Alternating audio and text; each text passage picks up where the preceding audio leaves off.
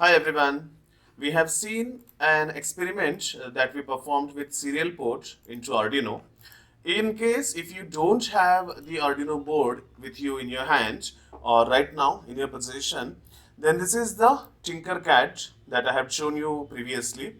Log into Tinkercad, start a new socket, go to the sockets and then start a new socket and just take an Arduino Uno.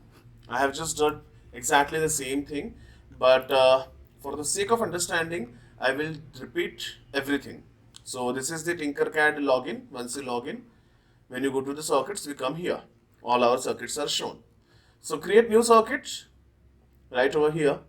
You will get a blank slate or open workspace where you can create new socket and then search for Arduino and then just click on this Arduino and you will get an Arduino board over here. Then go to this code section and instead of blocks, if you want, you can also use these blocks, but this is an advanced Arduino code and that's why I'm not teaching with the blocks. I have created another complete course where you can do this block based coding. Now we want it to be done in text mode.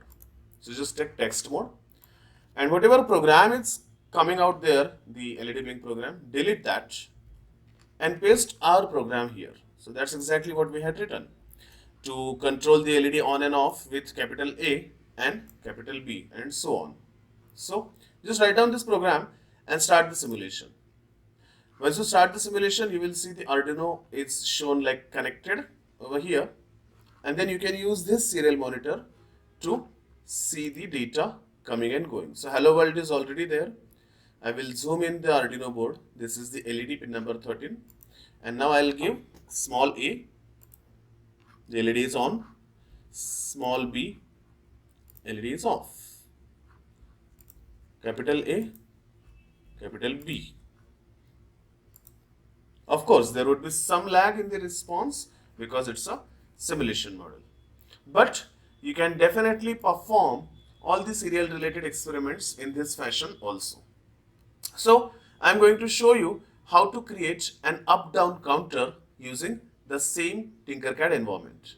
In the next video, we'll see how we can create an up-down counter using serial port and two switches. Thanks for watching this video.